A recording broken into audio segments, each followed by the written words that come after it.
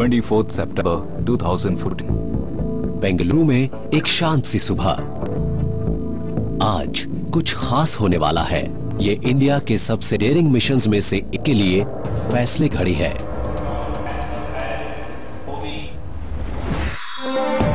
ये है मार्स तक होने वाली इसकी पहली इंटरप्लैनेटरी जर्नी। बेंगलुरु के मिशन कंट्रोल रूम में प्राइम मिनिस्टर श्री नरेंद्र मोदी अपनी आंखों के सामने हिस्ट्री को अनफोल्ड होता देख रहे हैं। भारत के स्पेस रिसर्च ऑर्गेनाइजेशन के टॉप बॉसेस के राधाकृष्णन और एएस किरण कुमार इस मिशन की प्रोग्रेस पर बेहद खामोशी से नजर रख रहे हैं।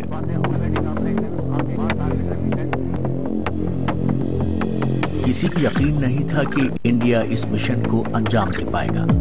या इंडिया जल्द ही अपनी पहली ही कोशिश में एलुसिव रेड प्लैनेट तक पहुंचने वाला दुनिया का पहला देश बन जाएगा।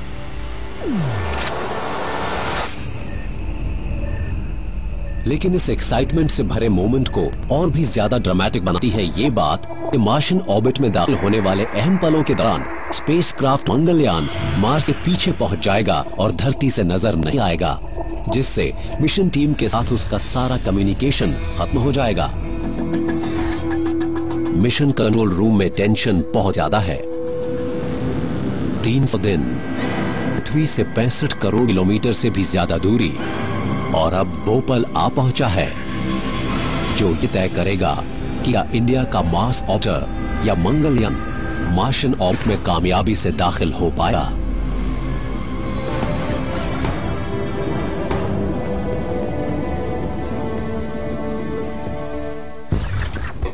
दो साल पहले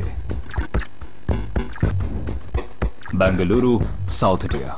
इसे साइंस और इनोवेशन का एक हॉटबेड कहा जा सकता है। ये है इंडिया की सिलिकॉन वैली। ये इंडिया की स्पेस सिटी भी है और यहाँ देश के कई स्पेस सेंटर्स मौजूद हैं। ISRO telemetry tracking and command network, ISRO satellite integration and test establishment. Mars के लिए इंडिया के एडवेंचर की शुरुआत 2012 में हुई थी, जब इंडिया के स्पेस साइंटिस्ट्स ने मार्स पर एक ऑर्बिटर भेजने के लिए एक एम्बिशियस प्लान के बारे में सोचा। ये इंडिया की पहली इंटरप्लैनेटरी जर्नी होने वाली थी। कामयाब होने पर मार्स तक पहुंचने वाली दुनिया की चौथी स्पेस एजेंसी और एशिया में पहला देश बनने वाला था। अभी हाल ही में हमारी कैबिनेट ने मार्स ऑर्बिटर मिशन को मंजूरी दी। इस मिशन के तहत भारत का अंतरिक्ष यान मंगल ग्रह के पास जाकर महत्वपूर्ण वैज्ञानिक जानकारी इकट्ठा करे। मुझे लगता है कि 21st सेंचुरी में कई फ्रंट्स पर इंडिया और चाइना के बीच एक एशियन स्पेस रेस शुरू होगी और कम से कम मार्स पहुंचने में इंडिया के पास वो अपॉर्चुनिटी है जिससे वो चाइना से आगे निकल जाएगा। 2011 में जब चाइनीज मिशन फेल हुआ, उस वक्त इंडिया के पास उससे आगे निकलने का एक मौका था। Satish Dhawan space centre, Sriharikota, India. 2013 में इंडिया ने मार्स तक एक ऑर्बिटर भेजने के प्लान को एक्शन में बदलना शुरू किया। इसरो यानी इंडियन स्पेस रिसर्च ऑर्गेनाइजेशन के साइंटिस्ट्स ने PSLV को एक लॉन्च व्हीकल के तौर पर चुना, क्योंकि ये इंडिया के सबसे भरोसेमंद रॉकेट्स में से एक है। PSLV C-25 रॉकेट की ऊंचाई किसी 15 मंजिला इमारत जितनी है, लेकिन इतना बड़ा साइज होने के बावजूद इसमें इतनी ताकत नहीं थी कि ये मंगलयान को सीधे ही मार्स तक भेज सके। ऐसे में उन्हें इतने पावरफुल रॉकेट की जरूरत थी जो स्पेसक्राफ्ट को पृथ्वी के स्फीयर ऑफ इन्फ्लुएंस से निकालकर सीधे मार्स की तरफ ले जाए। और ये ज्यादा पावरफुल रॉकेट था GSLV। इस मामले में दिक्कत सिर्फ ये थी कि ये अब भी डेवलप और टेस्ट हो रहा था, लेकिन साइंटिस्ट्स इस मिशन में और देरी नहीं कर सकते थे। V.R. मूर्ति ने मार्स तक की इंडिया की जर्नी की काबिलियत को इवैल्यूएट किया। वो इसकी वजह बता रहे हैं। ये मॉडल है अर्थ, मार्स और सन का, और हम जानते हैं कि प्लैनेट्स सन के चारों तरफ अलग अलग रफ्तार से घूम रहे हैं। और कॉम्प्लेक्स कैलकुलेशन से पता चलता है कि हमारे लिए मार्स तक जाने के लिए तकरीबन डेट होगी 24 सितंबर 2014, और अगर हम ये मौका चूकते हैं तो हमें अगला मौका 26 महीने के बाद मिलेगा। तो हमने डिसाइड किया कि हम इसी डेट को जाएंगे जो हमने कैलकुलेट की है, on Mars on 24th September 2014. इसका मतलब था कि मंगलयान को पृथ्वी की ऑर्बिट को एकदम सही वक्त पर छोड़कर मार्स के सफर के लिए आगे बढ़ना था और मार्स के ऑर्बिट में दाखिल होना था 24 सितंबर 2014 को। यानी मार्स यहां पर होगा और मंगलयान यहां पर होगा। अगर हम जल्दी लॉन्च करते हैं तो मंगलयान मार्स से आगे पहुंच जाएगा और अगर देर से लॉन्च करते हैं तो मंगलयान पीछे रह जाएगा और दोनों ही मामलों में ये मिशन फेल हो जाएगा। मंगलयान को इस क्रूशल विंडो में ही लॉन्च किया जाना था, तो ये जिम्मेदारी PSLV और इसरो साइंटिस्ट्स के कंधों पर ही आई, जिन्हें अब एक इनोवेटिव फ्लाइट प्लान तैयार करना था। अगर हम एक अनोखा मिशन डिजाइन बना पाते हैं तो इंडिया खुद के PSLV के जरिए ही स्पेसक्राफ्ट को लॉन्च कर पाता। एंड वी डिसाइडेड कि ये एक टेक्नोलॉजी मिशन होने वाला है जो साबित कर देगा कि इंडिया मार्स के ऑर्बिट में भी स्पेसक्राफ्ट भेज सकता है। और जो प्लान पेश किया गया वो काफी डेयरिंग था और इंडिया ने पहले कभी इसे ट्राई नहीं किया था। साइंटिस्ट्स एक ऐसा बड़ा मास ऑर्बिटर बनाने वाले थे जो भारत द्वारा अब तक बनाए गए सबसे फास्ट और इंटेलिजेंट स्पेसक्राफ्ट्स में से एक था और फिर इसे PSLV पर लोड किया जाता था। इसे पहले अर्थ के ऑर्बिट में लॉन्च किया जाने वाला था। इसके बाद साइंटिस्ट्स इसे पृथ्वी के चारों तरफ घुमाते, धीरे धीरे इसकी वेलोसिटी बढ़ाते और इस ऑर्बिट लेवल्स को इतना बढ़ाते कि इसकी रफ्तार पृथ्वी के स्फीयर ऑफ इन्फ्लुएंस से अलग हो जाने लायक बन जाती। फिर इसे मार्स के रास्ते पर बढ़ाया जाता और ये लगभग 300 दिन में 65 करोड़ किलोमीटर से ज्यादा का फासला तय करता। मंगलयान स्पेस में 20 किलोमीटर पर सेकेंड से ज्यादा की स्पीड पर जाने वाला था। अर्थ पर इतनी स्पीड से सफर करके करीब 9 मिनट में ही नई दिल्ली से न्यूयॉर्क पहुंचा जा सकता है। मंगलयान इतनी ही रफ्तार से मार्स की तरफ जाने वाला था। इसके बाद रेड प्लैनेट की सतह के करीब 500 किलोमीटर नजदीक पहुंचकर मार्स ऑर्बिट में दाखिल होने वाला था। मार्स ऑर्बिटर मिशन के पूरे इंडिया में सेंटर्स थे और हरी झंडी मिलने पर वो इस चुनौती भरी इंटरप्लैनेटरी जर्नी को अंजाम देने के लिए 24 घंटे काम कर लगते। बेंगलुरु के इसरो सेंटर्स ने मंगलयान को डिजाइन किया, बनाया और टेस्ट किया। अहमदाबाद में इसे कैमरा और साइंटिफिक इंस्ट्रूमेंट्स बनाए गए और इसे लॉन्च किया जाना था श्रीहरिकोटा से। व्यालालू के डीप स्पेस एंटेना इसके कम्युनिकेशन को ट्रैक करने वाले थे और बेंगलुरु का मिशन कंट्रोल रूम इसे मॉनिटर और नेविगेट करता। मंगलयान की ड्रीम टीम में ऐसे जाने माने स्पेस साइंटिस्ट थे जिन्होंने पिछले 3 से 4 डेकेड्स में भारत के कई सैटेलाइट मिशंस में काम किया था। के राधाकृष्णन लॉ के वक्त इसरो के चेयरमैन थे और मार्स के इंडिया मिशन के लिए अहम रोल निभा रहे थे। AS किरण कुमार को सैकड़ों वर्स्ट केस सिनेरियोस के बारे में सोचना था। उनकी सबसे बड़ी चिंता फ्यूल के इस्तेमाल को लेकर थी। M अन्नादुरई ने इंडिया के पहले मून मिशन चंद्रयान 1 को लीड किया था। उसी एक्सपीरियंस बल पर वो एक कम खर्चीला मार्स मिशन डिजाइन करने वाले थे। S अरुणन का सबसे बड़ा चैलेंज था एक ऐसा इंटेलिजेंट स्पेसक्राफ्ट बनाना जो ऑटोनमस हो या अपने बुद्धि अपने ज्यादातर काम कर सके। इस टीम के लीड मेंबर्स कामयाब लूनर मिशन चंद्रयान 1 पर काम कर चुके थे, लेकिन ये उनका पहला इंटरप्लैनेटरी मिशन था। उनकी साइंटिफिक एक्सपर्टीज की टेस्टिंग हर मोड़ पर नहीं थी। चंद्रयान के लिए हमने जो किया उसे ग्रेजुएशन कहा जा सकता है और चंद्रयान से मार्स तक को कह सकते हैं पोस्ट ग्रेजुएशन, यानी एक अगले कदम जैसा है। मतलब पहले सीखी गई हर चीज को इस्तेमाल किया गया चंद्रयान में, फिर मार्स में, मतलब इसका पूरा फायदा हुआ। 1335 किलोग्राम वजन वाला Mars orbiter satellite elliptic orbit में एंटर करेगा। लॉन्च सेंटर में काफी गहमा-गहमी है। साइंटिस्ट को इस लिफ्ट ऑफ के हर पहलू की निगरानी और मंगलयान के 300 दिन से ज्यादा की स्पेस जर्नी को लगातार ट्रैक करना होगा। उन्हें हर स्टेज पर इंफॉर्मेशन चाहिए होगी और इंडिया अकेले ये काम नहीं कर सकता। इस ट्रैक के लिए एक बहुत बड़ी जरूरत ये थी कि हमें कंट्रोल सपोर्ट के लिए लगातार मास डेटा मिलता रहे। तो हमने पूरी दुनिया में अलग अलग ग्रहों पर 32 antenna ground station support establish की। लॉन्च के दौरान श्रीहरिकोटा, पोर्ट ब्लेयर, ब्रुनाई और इंडोनेशिया के ग्राउंड स्टेशंस रॉकेट को ट्रैक करके डेटा को मिशन टीम तक रिले करने वाले थे। लेकिन जब रॉकेट साउथ पैसिफिक ओशन के ऊपर पहुंचता तो ग्राउंड स्टेशंस उसे ट्रैक नहीं कर पाते और मिशन टीम बिना कम्युनिकेशन के कुछ नहीं कर पाती। काफी सोच विचार के बाद आखिर एक सोल्यूशन सामने आया। पावरफुल एंटेना के साथ 2 शिप को पैसिफिक में तैनात किया जाना था और वही दोनों लॉन्च के इस हिस्से इंफॉर्मेशन भेजने वाली थी। लेकिन तभी टीम के सामने पहली मुश्किल आई। खराब मौसम की वजह से एक शिप समय पर अपनी लोकेशन पर नहीं पहुंच सकी। लॉन्चर के प्रिपरेशन में देरी हो गई। वजह ये थी कि शिप को जिस लोकेशन पर होना चाहिए था वो वहां पहुंची नहीं, क्योंकि पैसिफिक में मौसम बहुत खराब हो गया था। ये अच्छी खबर नहीं थी कि मिशन टीम के पास मंगलयान को लॉन्च करने के लिए वक्त बहुत कम था। खराब मौसम की वजह से ओरिजिनल लॉन्च प्लान में रुकावट आ गई और साइंटिस्ट्स को लिफ्ट ऑफ से पहले ही एक प्रॉब्लम का सामना करना पड़ा।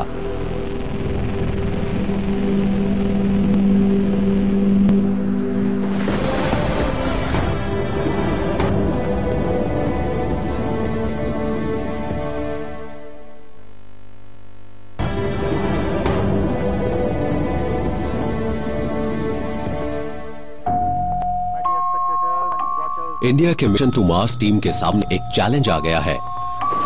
मंगलयान के लॉन्च के दौरान ट्रैकिंग के लिए जरूरी पावरफुल एंटेना को ले जा रही 2 शिप्स में से एक खराब मौसम की वजह से अपनी लोकेशन पर नहीं पहुंच पाई। ऐसे में मिशन टीम को अपनी कैलकुलेशंस में बदलाव करके एक नई लॉन्च डेट तय करनी पड़ी। दृष्टि से बेहद जटिल और कठिन है। पहले लॉन्च किया जाना था अक्टूबर के एंड में, लेकिन खराब मौसम की वजह से व्हीकल ट्रैकिंग शिप अपनी लोकेशन पर नहीं पहुंच पाई, तो सारी अरेंजमेंट्स डिले हो गई। फिर लॉन्च का डेट हो गया नवंबर 5।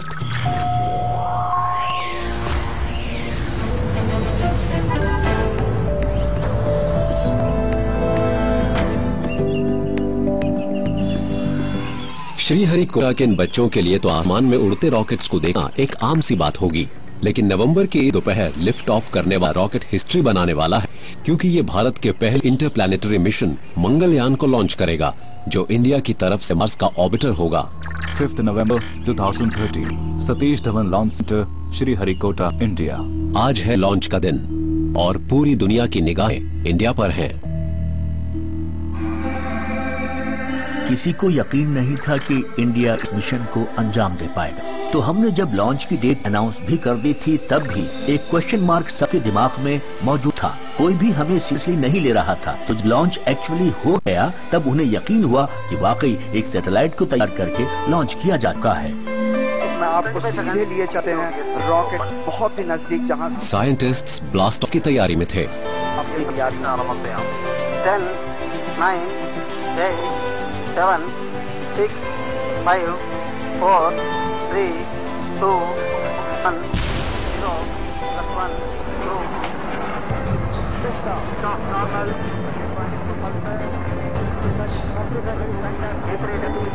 visual tracking,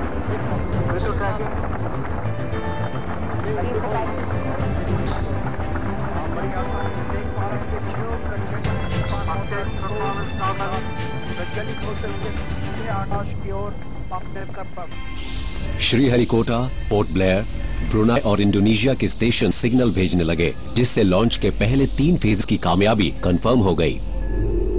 रॉकेट इसके बाद 26 मिनट तक साउथ पैसिफिक ओशन के ऊपर क्रूज करता रहा और किसी भी ग्राउंड स्टेशन को 10 मिनट तक उसके सिग्नल नहीं मिले। इसके बाद आया क्रुशियल 4th स्टेज, जब मंगलयान लॉन्च व्हीकल से अलग हुआ और ऑर्बिट में पहुंच गया। इस स्टेज पर कम्युनिकेशन बहुत जरूरी था और यहीं पर इन 2 शिप्स का रोल सामने आता है। टीम बड़ी बेताबी के साथ सिग्नल का वेट रही थी ताकि पता चल सके कि सब कुछ प्लान के मुताबिक हो रहा है। पहली शिप की नजर रॉकेट इंजन के इग्निशन पर थी। कुछ मिनट बाद दूसरे शिप ने क्राफ्ट सेपरेशन को मॉनिटर किया। मंगलयान आखिरकार अर्थ के इलिप्टिकल ऑर्बिट में पहुंच गया। हमने बहुत ही एक्यूरेट ऑर्बिट अचीव कर ली है। कमांड सेंटर में हर तरफ खुशी छा गई। 16.4 के बाद और इस समय हम 2626 भारत के मार्स मिशन में मीडिया की दिलचस्पी को देखते हुए कमांड सेंटर के एक्शन को टीवी पर लाइव दिखाया गया, सोशल मीडिया पर भी इसे शेयर किया गया। पूरी दुनिया ने इसे देखा। मुश्किल होता है, ये कड़ी बहुत महत्वपूर्ण। हम आप सभी दर्शकों को बहुत बहुत बधाई देते हैं। हम क्लियर थे कि ये कॉम्प्लेक्स मिशन है और हमें यही बात पूरी कंट्री को भी बतानी थी। हमने सोशल मीडिया को यूज किया। देश की यंग जनरेशन में साइंस पर, इस टॉपिक पर डिस्कशन किया गया और देखिए आज तक हमें 10 लाख लाइक्स मिल चुके हैं। इधर इंडिया अपने मार्स ऑर्बिटर के कामयाब लॉन्च का जश्न मना रहा था, तो उधर अमेरिका ने भी अपने मार्स मिशन मेवन को लॉन्च कर दिया।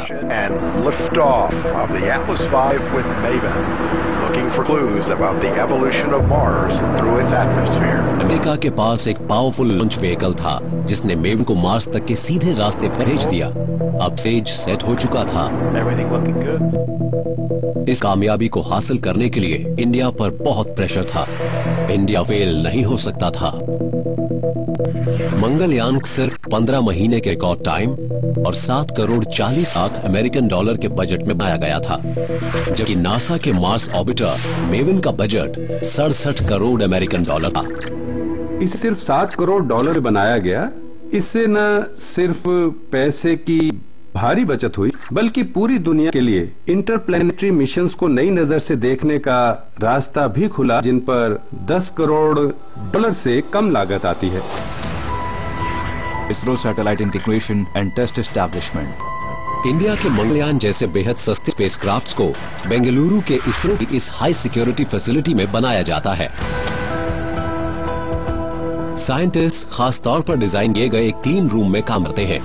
धूल मार्स ऑर्बिटर जैसे डीप स्पेस सैटेलाइट्स की एक बहुत बड़ी दुश्मन होती है। धूल का एक जरा सा कण सिस्टम को जैम करके बड़ी तबाही पैदा कर सकता है। मंगलयान एक बहुत ही छोटा चौकोर यान है। ये किसी ऑटो रिक्शा से जरा छोटा लेकिन उससे 3 गुना वजन होता है। मंगलयान पर लगे सिस्टम्स मिनिएचर्ड और हल्के वेट के होते हैं। आपको चीजें छोटी चाहिए क्योंकि उन्हें आपको दूर से दूर भेजना होता है। बेसिकली इसमें मिनिएचराइजेशन का लेवल बहुत हाई होता है, जिससे पहले कभी ट्राई नहीं किया गया है। मंगलयान का ब्रेन एक बेहद इंटेलिजेंट सिस्टम होता है, जिसके जरिए ये करोड़ों किलोमीटर दूरी से मिशन टीम से बात करता है और खुद ब खुद काम भी करता है। सोलर पैनल्स इस ब्रेन को पावर देंगे, लेकिन बैकअप के लिए इसमें एक लिथियम आयन बैटरी भी है। इसके हाई पावर्ड एंटेना डायरेक्शन अर्थ की तरफ होगी ताकि ये मैसेजेस को सेंड और रिसीव कर सके। स्टार सेंसर्स और जायरोस्कोप्स नेविगेशन एड्स की तरह काम करके ऑर्बिटर को उसके सही रास्ते पर बनाए रखते हैं। इसके 5 इंस्ट्रूमेंट्स मार्स के बारे में साइंटिफिक इंफॉर्मेशन धरती पर भेजेंगे। इसका इंजन लिक्विड फ्यूल से चलता है। इसे इस फ्यूल का इस्तेमाल बहुत ध्यान से करना होता है। 61 करोड़ किलोमीटर से भी लंबी यात्रा के दौरान इसके पास दोबारा फ्यूल लेने के लिए कोई जगह नहीं होगी और मिशन टीम के लिए ये उसके सबसे बड़े चैलेंजेस में से एक था। कामयाब लॉन्च के बाद मंगलयान को पृथ्वी के पास एक इलिप्टिकल ऑर्बिट में रखा गया है। अगले 25 दिनों के दौरान साइंटिस्ट्स मंगलयान के इंजन को 6 बार चालू करेंगे ताकि इसका ऑर्बिट बढ़ता जाए और इसकी वेलोसिटी इतनी हो जाए कि पृथ्वी के स्फीयर ऑफ इन्फ्लुएंस से निकल सके। मंगलयान के मामले में हम क्या किया मैं आपको दिखाता हूँ। मान लीजिए वो रेड बॉल मंगलयान है। हम इसे अर्थ के इर्द गिर्द बड़े और तेज लूप्स घुमाएंगे जब तक इसकी वेलोसिटी काफी तेज ना हो जाए, और जब हमें वो वेलोसिटी मिल जाएगी हम इसे मार्स की तरफ बढ़ा देंगे। हर स्टेज पर गलती की गुंजाइश कम हो जाती है क्योंकि फ्यूल को बर्बाद नहीं किया जा सकता। मंगलयान पृथ्वी के इर्द गिर्द ऑर्बिट को बढ़ाने से जुड़े 3 ऑपरेशंस पूरे कर चुका है और हर एक ऑपरेशन पहले से बड़ा है। तभी साइंटिस्ट्स के सामने एक और रुकावट आ जाती है। चौथी बार जब इंजन को फायर किया गया तो उसने अनपरफॉर्म किया और वो तय वेलोसिटी तक नहीं पहुंच पाया। इसका मतलब है कि मंगलयान को इस मिशन को पूरा करने के लिए एक्स्ट्रा फ्यूल इस्तेमाल करना पड़ेगा। PS किरण को मैथमेटिकल मॉडलिंग में महारत हासिल है और उसी की वजह से वो मार्स के साथ मंगलयान की मुलाकात के लिए एक सही रास्ता बना पाए। उन्हें चिंता थी कि इस तरह की रुकावटें मार्स से मंगलयान की मुलाकात पर असर डालती हैं। मेन इंजन बंद हो गया था किसी ऑनबोर्ड लॉजिक की वजह से। तो हुआ ये कि हम उस मैनूवर में उतनी वेलोसिटी नहीं जनरेट कर पाए जितनी हमें जरूरत थी। इस पूरे मिशन के दौरान हमारी सारी प्रॉब्लम्स खासतौर पर एक ही वजह से पैदा हुई और वो था अमाउंट ऑफ फ्यूल जो क्राफ्ट कैरी करता। अगर कोई गड़बड़ होती तो करेक्शन और रिकवरी के लिए फ्यूल का जो अमाउंट बचता उससे शायद हम कभी मार्स तक न जा पाते। काफी बातचीत के बाद टीम ने एक और बार इंजन को फायर करने के बारे में सोचा ताकि मंगलयान उतनी वेलोसिटी पकड़ सके जितनी की जरूरत थी। स्पेस साइंटिस्ट टेंशन में हैं, लेकिन वो भी शांति से इस प्रोटोकॉल का पालन करते हैं। उस वक्त हमारे सामने कई सिनेरियो मौजूद थे और ऐसे करीब 250 रीजन थे जो शायद हमें इस मिशन में नाकाम कर सकते थे। तो अगर इनमें से किसी वजह से हम फेल होते तो हम उसे करेक्ट भी कर सकते थे। हम इसमें फ्यूल की मदद ले सकते थे। तो बाकी की ट्रैवलिंग और क्राफ्ट को मार्स तक भेजने के लिए इसमें काफी फ्यूल था। एक बार फिर इंजन चालू करने की कोशिश में मिली कामयाबी से मंगलयान ने कमी को पूरा कर लिया। करेक्शन कामयाब रहा। पृथ्वी के ऑर्बिट को छोड़ने से पहले मंगलयान के पास बस अब कुछ दिन बचे थे और एक फेयरवेल मैसेज के तौर पर इसने अपनी पहली पिक्चर पृथ्वी पर भेजी।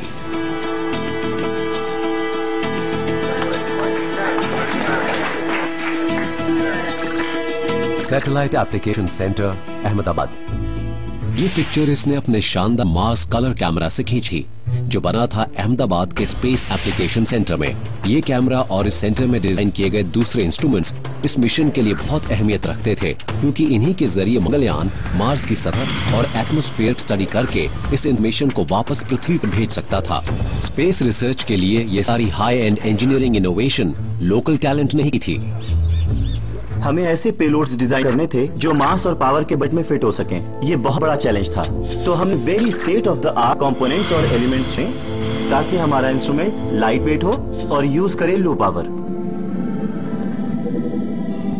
मंगलयान पृथ्वी को गुड बाय कहने और मार्स की तरफ आगे बढ़ने की तैयारी में था। ट्रांसमार्स इंजेक्शन मनूवर को हमने प्लान करके एग्जीक्यूट किया। मैं कहूंगा कि एक ऑपरेशन के तौर पर ये काम परफेक्ट रहा। इंजन को फायर किया गया और इसके कारण मंगलयान पृथ्वी के ऑर्बिट से बाहर निकलकर मार्स तरफ अपनी इंटरप्लैनेटरी जर्नी पर रवाना हो गया। इंडिया की स्पेस हिस्ट्री में एक नए चैप्टर की शुरुआत हो गई थी।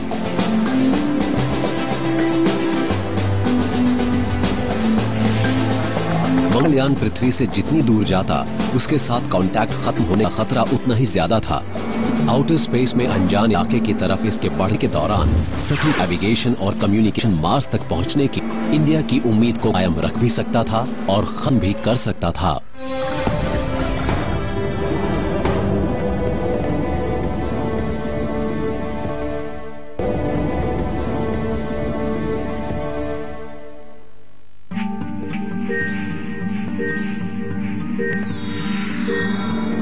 इंडिया का मार्स ऑर्बिटर मंगलयान अब 20 किलोमीटर प्रति सेकंड से भी ज्यादा की स्पीड पर मार्स की तरफ बढ़ रहा था। साइंटिस्ट को लगता है कि मार्स पर अर्थ पर जीवन की शुरुआत से जुड़े कुछ सीक्रेट्स मौजूद हो सकते हैं। और देखिए, ये भी माना जाता है कि कुछ डिकेड्स बाद इंसान मार्स पर अपनी बस्तियां भी बसा पाएगा।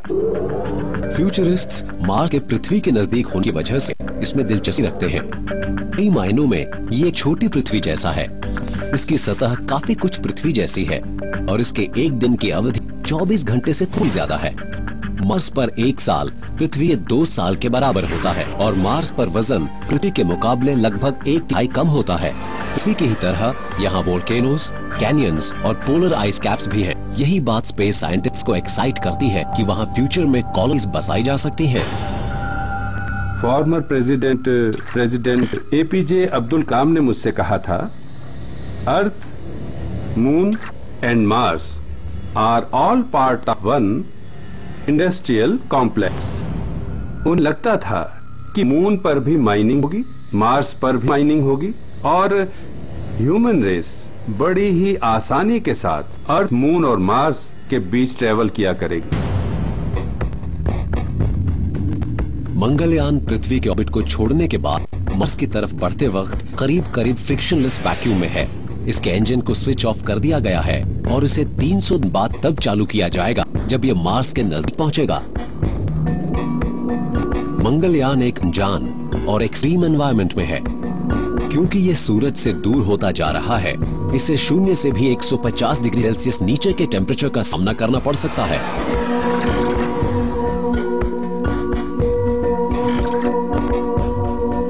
इसरो साइंटिस्ट से इस सिचुएशन के लिए तैयारी कर ली थी।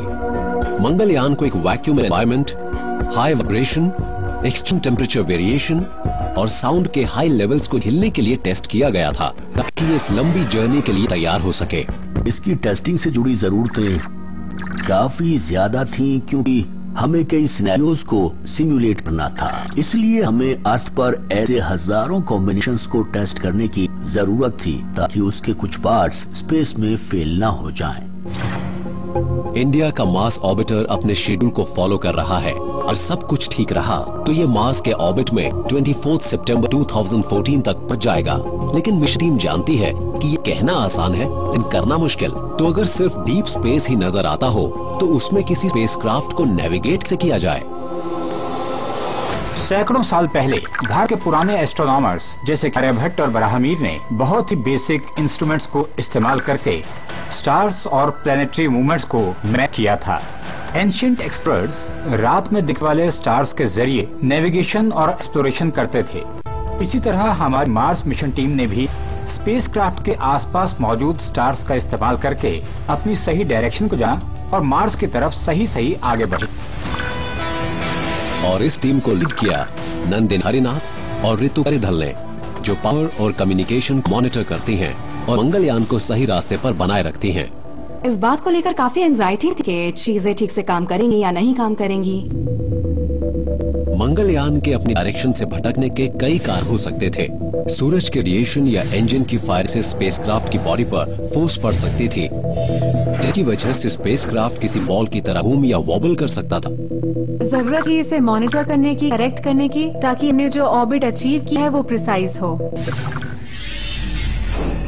अब इस टीम के सामने एक बड़ा काम ये था कि ये मंगलयान के एंटेना की डायरेक्शन को पृथ्वी की तरफ बनाए रखे कि मिशन टीम लाखों किलोमीटर की इस दूरी के बावजूद इससे कम्युनिकेट कर सके। यहाँ पृथ्वी पर ही लगातार मोबाइल कम्युनिकेशन बनाए रखना एक चैलेंज होता है, तो ये तो वाकई एक बहुत बड़ा चैलेंज था। व्यालू, कर्नाटक। और मंगलयान से कांटेक्ट बनाने का काम कर रहा था ये लाउडमाउथ या डीप स्पेस एंटेना, जो बेंगलुरु बाहर मौजूद एक छोटे से कस्बे ब्यालू में मौजूद है।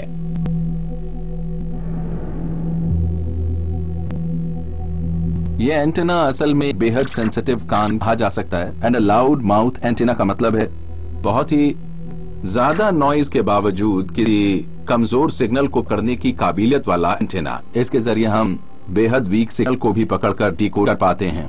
Eight the same time we have to pump an extra very high power level जो हम ग्राउंड स्टेशन से भेजते हैं। मंगलयान पोजीशन के हिसाब से उसे कोई मैसेज भेजने या रिसीव करने में 8 से 43 मिनट के बीच का वक्त लगता है।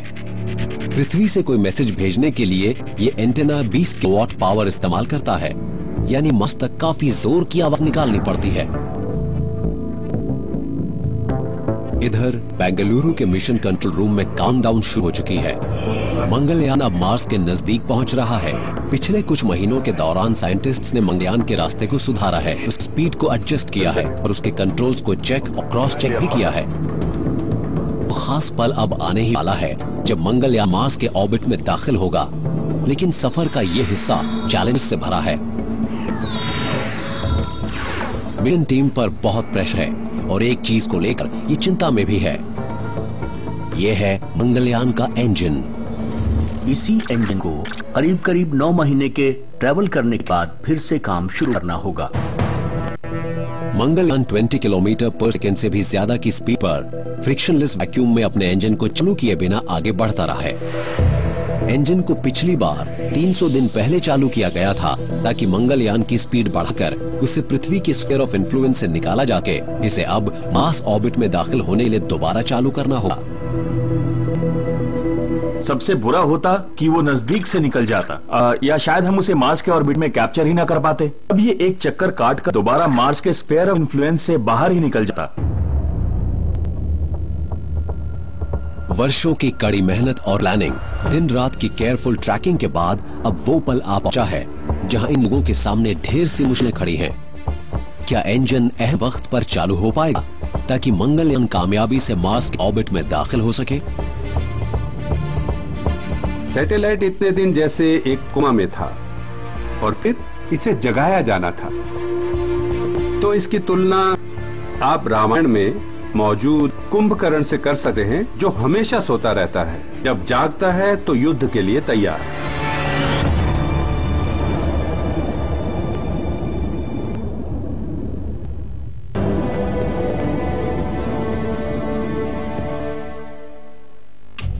Mission control room Bengaluru. Mission control room में साइंटिस्ट टेंशन में हैं।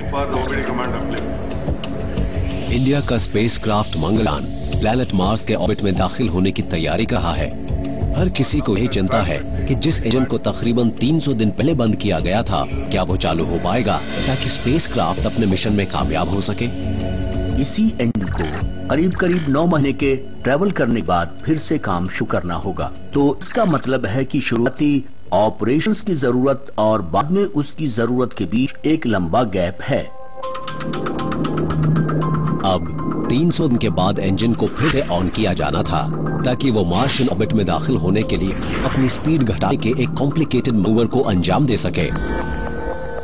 शुरुआत में हमारा काम था कि इस वेलोसिटी को बढ़ाया जाए, बट ऑन सितंबर 24 हमारा काम था उसकी वेलोसिटी कम करना, वो भी बिल्कुल सही वक्त पर। ऐसा इसलिए ताकि ये क्राफ्ट प्लैनेटरी सिस्टम से उड़ता हुआ ना निकल जाए और मार्स के आसपास टिका रहे। ये काम स्पेसक्राफ्ट को उल्टा करके किया गया और लिक्विड इंजन को उल्टी दिशा में फायर किया गया।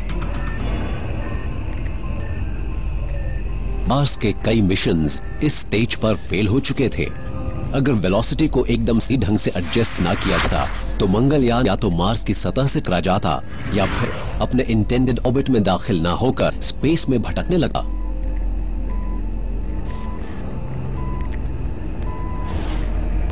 डी-डे मार्स ऑर्बिट इंसर्शन से 2 दिन पहले फैसला लिया गया कि इंजन को टेस्ट करके देखा जाए कि क्या वो स्टार्ट होता है।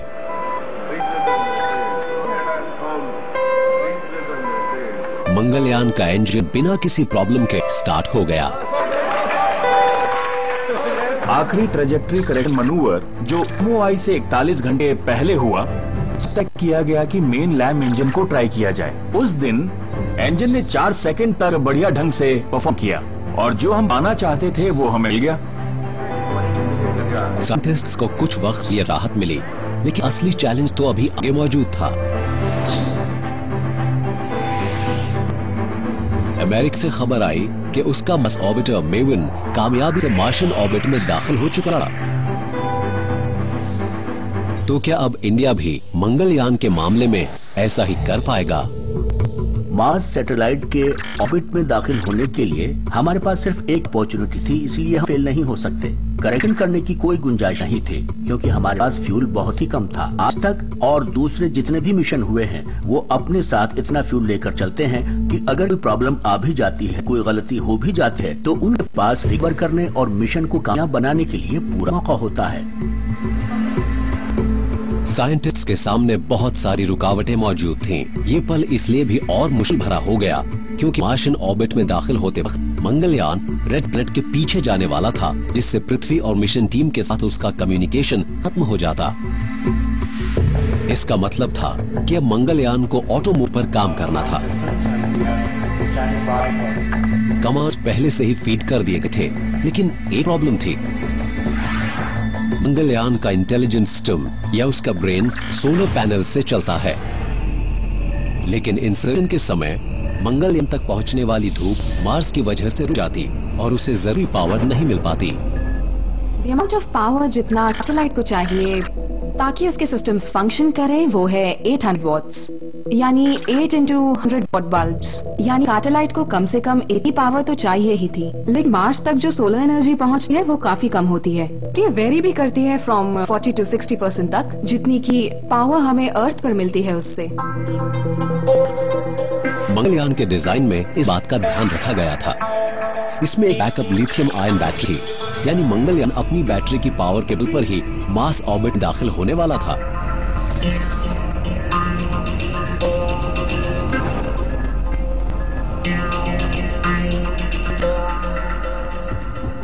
सैटेलाइट मार्स के पीछे आने वाली थी तो ये एक ऐसी स्थिति होती जिसे कहते हैं line of site non visibility. इसके अलावा ये एक्लिप्स में भी एंटर करती तो इसका पावर जनरेशन भी कम होता चला जाता। तो कहने का मतलब ये है कि सब बातें नेगेटिव थी। तो हमारा एक्सेस 4 मिनट के बाद खत्म हो जाता, विजिबिलिटी नहीं होती। तो मैं सबसे कहता रहा, prepare for the worst, hope for the best. तो बस यही हमारा मोटो रहा।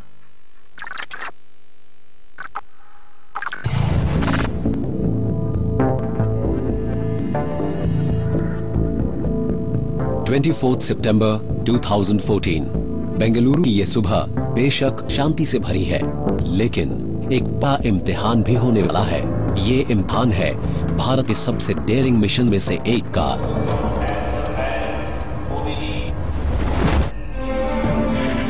इस तहत मार्स तक की पहली इंटरप्लैनेटरी जर्नी को अंजाम दिया जा रहा है। मिशन कंट्रोल रूम में प्राइम मिनिस्टर श्री नरेंद्र मोदी अपनी आंखों के सामने एक नया इतिहास बनता देख रहे हैं। इंडिया के स्पेस रिसर्च ऑर्गेनाइजेशन के टॉप बॉसेस के राधाकृष्णन और एएस किरण कुमार खामोशी से इस मिशन की प्रोग्रेस पर नजर रखे हुए हैं।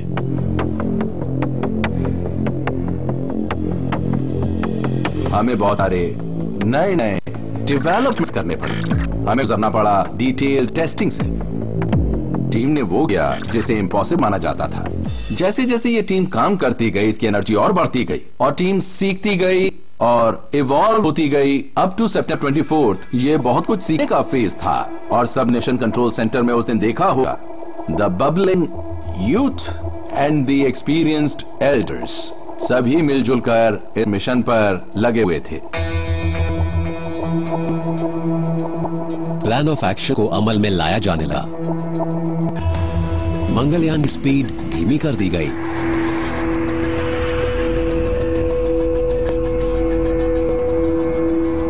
इग्निशन से 5 मिनट पहले मंगलयान एक एक्लिप्स में दाखिल होकर मार्स शैडो में पहुंच गया। मार्स की वजह से ऑर्बिटर तक सूरज की रोशनी ना पहुंच पाने के कारण सोलर पैनल जरूरी पावर जनरेट नहीं कर पा रहे थे। ऐसे में मंगलयान ने अपनी लिथियम आयन बैटरी को स्विच ऑन किया। इस वक्त भी मंगलयान पृथ्वी से नजर आ रहा था। इंजन स्टार्ट हो गया, लेकिन 4 मिनट बाद मंगलयान मार्स के पीछे चला गया, जिस मिशन टीम के साथ उसका तमाम कम्युनिकेशन खत्म हो गया। अब अगला सिग्नल 25 मिनट बाद ही मिलने वाला था।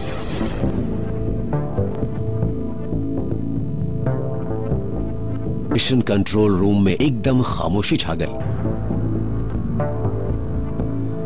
मंगलयान से कोई सिग्नल नहीं मिल रहा था।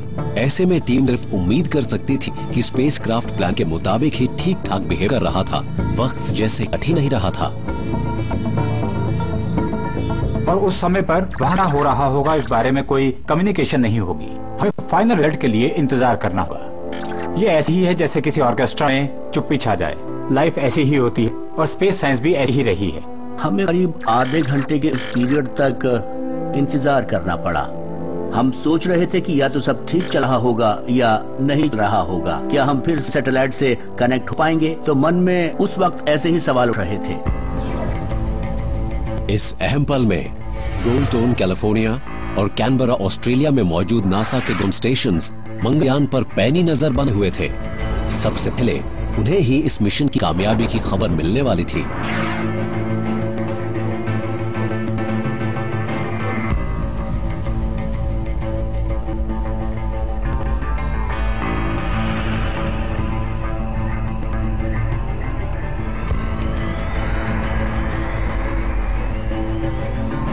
एक्लिप्स खत्म होते ही मंगलयान से पहला मैसेज आ गया।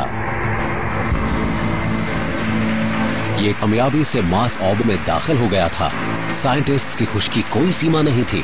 प्राइम मिनिस्टर श्री मोदी की खुशी भी देखते बन रही थी।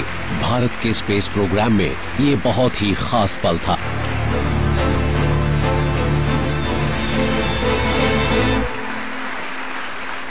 History has been created today.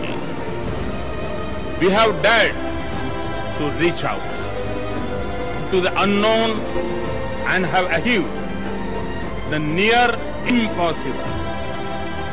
I congratulate all ISRO scientists as well as all my fellow Indians on this historic occasion. On that day of September 24th, school के बच्चे सुबह सुबह आ गए। उन्होंने इस पूरे लॉन्च को देखा और उनमें एक नया विश्वास भी पनपा।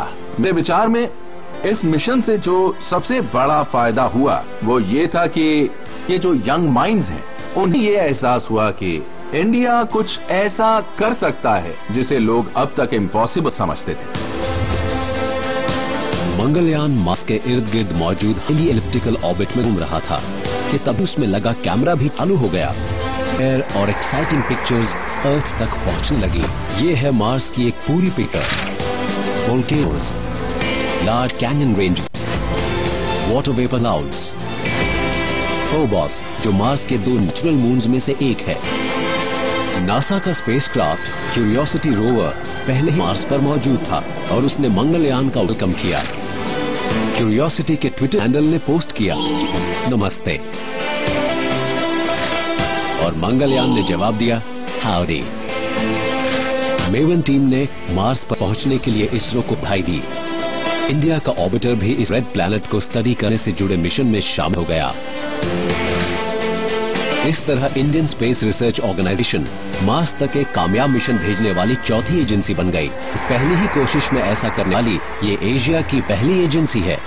इंटरनेशनल कम्युनिटी ने हमारे इस मिशन को बेहद अनोखा बताया।